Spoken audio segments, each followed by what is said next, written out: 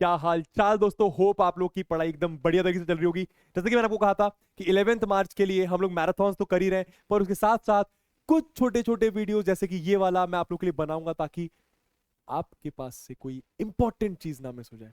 ये कुछ ऐसे क्वेश्चन है, ये कुछ ऐसे कॉन्सेप्ट है जो एग्जाम में पूछे जाने की 95% चांस है। तो मैंने सोचा कि क्यों ना इसके लिए अलग से वीडियो बनाया जाए। चलिए, तो आज हम लोग इस वीडियो में डिस्कस करने वाले हैं कि भैया आपको कैसे अप्रोच करना है एचसीएफ एलसीएम वाले वर्ड प्रॉब्लम्स को। भाई क्वेश्चन में आपको टीचर, आपको वर्ड प्रॉब्लम आती है, आपको या तो एचसीएफ निकालना होता है या तो एलसीएम निकालना होता है, पर समझ में कैसे आए कि एचसीएफ निकालना है कि एलसीएम, क्योंकि क्वेश्चन तो पक्के से आएगा। ये भी पता है कि एचसीएफ या एलसीएम निकालना, लेकिन अगर एचसीएफ बोला मैंने एलसीएम निकाल दिया तो काम इधर उधर हो जाएगा। तो कैसे करना है, क्या करना है, बहुत बढ़िया ट्रिक है, जरा सुनिएगा ध्यान से ना। सबसे पहले आराम से क्वेश्चन, सर ये क्या बता रहे हो, बताता हूं, एक सेकंड दोस्तों, ठीक है, सुनना ध्यान से, ठीक है। तो सबसे पहले आपको आराम से क्वेश्चन को रीड करना, एकदम आराम से। सर ये क्या बेसिक बातें बता रहे हो, सुनते जाओ बस, ठीक है। अभी क्वेश्चन भी करके दिखाऊंगा। उसके बाद आपको डेटा देख के, डेटा मतलब जो क्वेश्चन में गिवन वैल्यूज होती है, अभी बताऊंगा किस तरीके से करना है। जो क्वेश्चन में गिवन वैल्यूज होती है उसको देख कर डिसाइड करना है कि आपका आंसर बड़ा आने वाला है डेटा से या छोटा आने वाला है। कहने का मतलब क्या, फॉर एग्जाम्पल मानो मैं अभी आपको ये क्वेश्चन कराऊंगा, इस क्वेश्चन में डेटा है 60, 84 और 108। आपको क्वेश्चन पढ़ के ये डिसाइड करना है कि आपका आंसर इन तीनों नंबर से बड़ा आने वाला है या छोटा आने वाला है। अगर आपको किसी तरीके से समझ में आ जाए कि आपका आंसर बड़ा आने वाला है, क्या बड़ा आने वाला, तो बड़ा मतलब मल्टीपल, बड़ा मतलब क्या, आप ऐसे तो मल्टीपल, मल्टीपल मतलब एम, एम मतलब आपको एलसीएम निकालना है। अगर आपको समझ आ गया कि आंसर बड़ा आने वाला मतलब आपको एलसीएम निकालना है, और अगर आपको समझ में आ गया कि आंसर छोटा आने वाला है, छोटा मतलब एचसीएफ निकालना है। Simple simple. छोटा मतलब फैक्टर, फैक्टर मतलब एचसीएफ। सर अब ये क्या है, डिटेल में ज्यादा नहीं जाऊंगा, समझ में आ गया। और तीसरा इंपॉर्टेंट पॉइंट क्या, ये भी अभी यूज होगा, कि अगर आप स्टूडेंट्स का, मानो अगर आपके पास 60 स्टूडेंट्स और 84 स्टूडेंट्स है, आप इनका एचसीएफ निकाल रहे हो, तो कोई नंबर आएगा, उसकी यूनिट भी स्टूडेंट्स ही रहेगी, ठीक है। मानो आप दो टाइम है, 30 मिनट्स 40 मिनट्स, अगर आप इसका एलसीएम निकाल रहे हो, एचसीएफ निकाल रहे हो, तो वो टाइम ही मतलब मिनट्स में ही आएगा, यूनिट चेंज नहीं होगा। ऐसा क्यों, अभी आपको समझ में आएगा। चलिए अब क्वेश्चन पढ़ के समझते हैं, आराम से देखना, बहुत सिंपल है, ठीक है। बस ये डिसाइड करना है कि एचसीएफ निकालना है या एलसीएम निकालना है। बहुत सारे टीचर बोलते हैं मैक्सिमम लिखा है तो ये करना, मिनिमम लिखा है तो ये करना, पर मैं उन चीजों पर बिलीव नहीं करता। जरा ध्यान से सुनिएगा ना, आराम से पहले क्वेश्चन को रीड करो। 3 alarm clocks ring their alarms at regular intervals of 20 minutes, 25 minutes, 30 minutes. Question को आराम से रीड करने पर ये समझ में आ रहा है कि 3 अलार्म क्लॉक्स है। एक अलार्म क्लॉक हर 20 मिनट में बजती है, एक हर 25 मिनट में बजती है, एक हर 30 मिनट में बजती है। समझ में आ रहा है भाई, 20 मिनट हुआ अलार्म क्लॉक बजी, फिर 20 मिनट हुआ फिर पहली वाली बजी, फिर 20 मिनट हुआ फिर पहली वाली बजी। आप समझ गए ऐसा, ठीक है। If they first beep together at 12 नून, मतलब 12 बजे, 12 बजे तीनों एक साथ बजती हैं, 12 बजे तीनों एक साथ बजती हैं। At what time will they beep again for the first time, फिर से वो अब कब बजेंगी। मतलब 12 बजे एग्जैक्ट, 12 जैसी 12 नून हुआ दोपहर वाला, ठीक है, तीनों एक साथ बजती हैं, फिर मैं अब फिर से दोबारा एक साथ कब बचेंगे। आपको बस ये सोचना है इन तीनों से आपका आंसर बड़ा आएगा या छोटा आएगा, मुझे बताओ। अगर मैं मानता हूं कि आंसर छोटा आएगा, छोटा मतलब इन तीनों से छोटा, मतलब मान लो 10 मिनट, 10 मिनट मैंने आंसर माना, क्या 10 मिनट अगर मैं सोचूं आंसर है, तो क्या 10 मिनट बाद तीनों एक साथ बच जाएंगी, नहीं बजेंगी। कॉमन सेंस है, क्यों, क्योंकि 10 मिनट में तो पहली वाली नहीं बज रही, तो आंसर तीनों से छोटा तो नहीं आ सकता, मतलब आंसर तीनों से बड़ा जरूर आ सकता है। बड़ा मतलब मल्टीपल, मल्टीपल मतलब एलसीएम निकालना है, खत्म बात।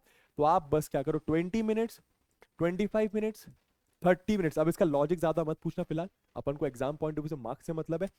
तो 2 10 यहाँ पे 5 से कर दे, एक काम करे, 5 4 5 5 5 6 अब 2 से कर दो, 2 2 यहाँ 5 ऐसा कैसा, 2 3 है ना, ये 2 1 5 ऐसा कैसा, यहाँ पे 3 3 1 5 ऐसा कैसा, यहाँ पे 1। एलसीएम निकालना तो आता है ना भैया, हाँ सर। 5 1 यहाँ पे 1, यहाँ पे 1, तो ये आपका एलसीएम कितना आ रहा है भैया, एलसीएम आपका आ गया 5 इंटू टू मतलब 5, ये आ गया 4 तो 20, 60, 60 इंटू 5 होता है 300। और मैंने क्या बताया था कि अगर आप 20 मिनट्स, 25 मिनट्स, 30 मिनट्स का एलसीएम निकाल रहे हो तो वो 300 मिनट्स ही आएगा। कहने का मतलब क्या, 300 मिनट बाद तीनों फिर से एक साथ बजेंगी, सिंपल, ठीक है। अब 300 मिनट मतलब देखो, 1 घंटा मतलब क्या होता है, 60 मिनट्स, 1 घंटा मतलब 60 मिनट्स। तो 1 मिनट अगर यहां पे करूं तो 60 नीचे आएगा, यूनिटरी मेथड, तो ये आ गया 1/60 आवर। अब यहाँ पे आपको 300 मिनट्स चाहिए, तो यहाँ पे 300 से मल्टीप्लाई कर दो, यहाँ पे भी 300 से मल्टीप्लाई कर दो, तो ये आपका आ गया 300 मिनट में होते हैं 300/60 आवर्स। काटा पीटी करोगे मतलब 5 घंटा, मतलब 300 मिनट्स का मतलब होता है 5 घंटा। मतलब 300 मिनट बाद तीनों फिर से साथ में बजेंगी ट्रिंग ट्रिंग, या फिर 5 घंटे बाद। तो 12 बजे बजी थी, अब बजेंगी शाम को 5 बजे एक साथ। समझ गए किस तरीके से करना है? एक और क्वेश्चन, मजा आएगा, जरा ध्यान देना। वही ये सोचना है कि डेटा से आंसर बड़ा आएगा या छोटा आएगा, जरा ध्यान देना। इन अ सेमिनार, पहले क्वेश्चन को आराम से रीड करो, हिंदी में समझने की कोशिश करो। एक सेमिनार है, the number of participants in Hindi, English and mathematics are 60, 84 and 108। एक सेमिनार हो रहा है जिसमें कुछ स्टूडेंट्स पार्टिसिपेट कर रहे हैं सब्जेक्ट्स में। तो हिंदी में, हिंदी की बात करूं तो हिंदी में 60 पार्टिसिपेंट्स हैं, बहुत इंपॉर्टेंट। इंग्लिश में बात करूं तो इंग्लिश में 84 पार्टिसिपेंट्स हैं, और मैथ्स की बात करूं तो मैथ्स में 108 पार्टिसिपेंट्स हैं। ठीक है, find the minimum number of rooms. Minimum से कुछ मत सोचना, आप सुनो बस। Find the minimum number of rooms required if in each room the same number of participants are to be seated and all of them being in the same subject. 3 बार इस line को रीड करो, आराम से read करो, समझना क्या बोल रहे हैं लोग। क्या? If in the same room, if, क्या बोला, if in each the same number of participants are to be seated, मतलब हर एक रूम में सेम नंबर ऑफ पार्टिसिपेंट्स होने चाहिए। भाई ये लोग आए हैं तो इनको रूम देंगे, सेमिनार में आए तो रूम देंगे, है ना? तो रूम इस तरीके से देना है कि हर एक रूम में सेम नंबर ऑफ पार्टिसिपेंट्स होने चाहिए। कहने का मतलब अगर यहाँ पे 10 पार्टिसिपेंट्स है तो ऐसा नहीं कि यहाँ पे 20 हो, यहाँ पे भी 10, यहाँ पे भी 10, यहाँ पे भी 10, यहाँ पे भी 10, हर एक रूम में 10 पार्टिसिपेंट्स होने चाहिए। और एक और कंडीशन, क्या? All of them being in the same subject, मतलब अगर इस रूम में 10 हिंदी के पार्टिसिपेंट्स है तो यहाँ पे 10 इंग्लिश के, यहाँ पे 10 मैथ्स के, यहाँ पे 10 इंग्लिश के, यहाँ पे 10 मैथ्स के, यहाँ पे 10 हिंदी। मतलब एक रूम में अलग अलग सब्जेक्ट के पार्टिसिपेंट्स नहीं हो सकते। 2 कंडीशन समझ में आई? हर एक रूम में सेम नंबर ऑफ पार्टिसिपेंट्स होने चाहिए। अगर यहाँ पे 15 तो यहाँ पे भी 15, यहाँ भी 15, इस रूम में 15, इसमें 15, इसमें 15। और हर एक रूम में सेम सब्जेक्ट के पार्टिसिपेंट्स, अगर यहाँ पे हिंदी वाले हैं तो यहाँ पे सिर्फ हिंदी वाले होंगे, अगर यहाँ पे मैथ्स वाले तो यहाँ पे सिर्फ मैथ्स वाले होंगे। अब मुझे बोला मिनिमम नंबर ऑफ रूम्स बताने, सबसे कम से कम रूम में इन पार्टिसिपेंट्स को रखना है। तो कुछ समझ सा नहीं आ रहा है, मैं बताता हूं दोस्तों। मानो सबसे पहले मैं पता करता हूं कि एक रूम में कितने पार्टिसिपेंट्स रखूं मैं, एक रूम में कितने पार्टिसिपेंट्स रखूं कि मिनिमम नंबर ऑफ रूम्स हो। तो ये कैसे सोचेंगे, ज्यादा डिटेल में ना जाके। वही चीज, तीनों से आंसर क्या छोटा आ सकता है या बड़ा आ सकता है? आओ चलो देखते हैं। बड़ा अगर आंसर आएगा तो तीनों वैल्यू से बड़ा मान लो 120 पार्टिसिपेंट्स। 120 पार्टिसिपेंट्स आपने डिसाइड करा कि एक रूम में रखे जाएंगे। क्या ऐसा हो सकता है? भाई 120 पार्टिसिपेंट्स ही नहीं है तो कैसे रखेंगे एक रूम में? समझ रहे हो मैं क्या बोल रहा हूं? 120 पार्टिसिपेंट्स ही नहीं है भाई, क्या 1000 पार्टिसिपेंट्स आंसर आ सकता है? नहीं आ सकता, तो पार्टिसिपेंट्स ही नहीं है। मतलब आंसर इन तीनों वैल्यू से छोटा आएगा। छोटा मतलब फैक्टर, फैक्टर मतलब एचसीएफ निकालना है। तो सबसे पहले आपने क्या करा कि मैंने यहाँ पे करा हुआ है 60 का प्राइम फैक्टराइजेशन, 84 का प्राइम फैक्टराइजेशन, 108 का प्राइम फैक्टराइजेशन। तो 60 के प्राइम फैक्टराइजेशन की बात करूं तो 2 की पावर 2, 3 की पावर 1, 5 की पावर 1, 2 की पावर 2, 3 की पावर 1, 5 की पावर 1। अगर मैं 84 की बात करूं तो 2 की पावर 2, 3 की पावर 1 और 7 की पावर 1। 2 की पावर 2, 3 की पावर 3। अगर मैं 108 की बात करूं तो 2 की पावर 2 और 3 की power 3।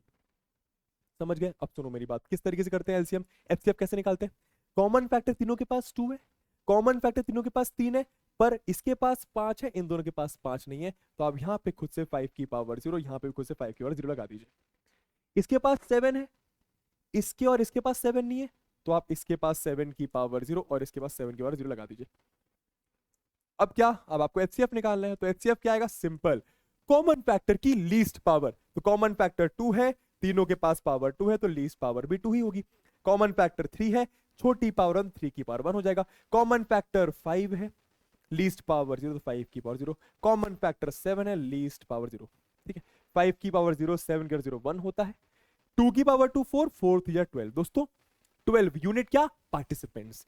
HCF of participant, participants या कहने का मतलब क्या, एक रूम में आपको 12 पार्टिसिपेंट्स रखने, ये आपको समझ में आ गया।